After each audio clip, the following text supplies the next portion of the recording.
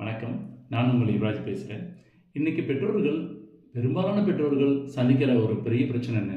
தன்னோட குழந்தைங்களுக்கு நினைவாற்றல் கம்மியாக இருக்குது, ஞாபக மறதி அதிகமாக இருக்குது அப்படின்னு ஃபீல் பண்ணுறாங்க. அதுக்கு காரணம் என்ன?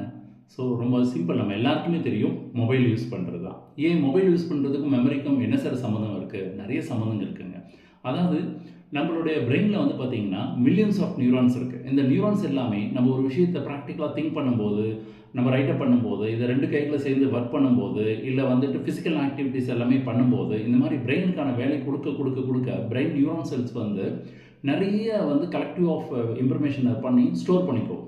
ஆனால் இப்போ என்கிட்ட 1000 பேர் இருக்காங்க. அந்த 1000 பேரில் ஒரு 4 பேருக்கு மட்டும் ஒர்க் கொடுத்துட்டே இருக்கிறேன். மீதி இருக்கிறவங்கள சும்மாவே வச்சுட்ருக்கேன் அப்படின்னா, மாதக்கணக்கில் அவங்க சும்மா இருந்தாங்கன்னா என்ன பண்ணுவாங்க? அவங்களுக்கு என்ன ப்ராசஸ் என்ன எதுனே தெரியாமல் அப்படியே டைல்யூட் ஆகிட்டே இருப்பாங்க.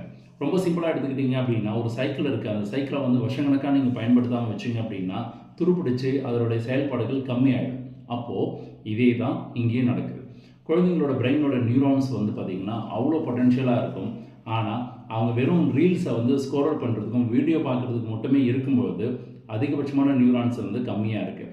அப்போது அவங்க ரிலாக்ஸுக்காக போய் நான் டிவி பார்க்குறேன், இல்லை பாட்டு கேட்குறேன், இல்லை ரீல்ஸ் பார்க்குறேன்னு நினைக்கிறாங்க. ஆனால் படிச்சுட்டு போய் இந்த மாதிரி ஒரு விஷயங்கள் பண்ணும்போது ஆல்ரெடி அவங்க படிச்சிருக்க விஷயங்களும் பிரெயினில் ஸ்டோர் பண்ணுறதுக்கு பதிலாக எரேஸ் தான் ஆகுது. அப்போது இந்த விஷயத்துலேருந்து வெளியே வந்தால் மட்டும்தான் அவங்களுடைய மெமரி பவர் பெஸ்ட்டாக இன்க்ரீஸ் பண்ண முடியும்.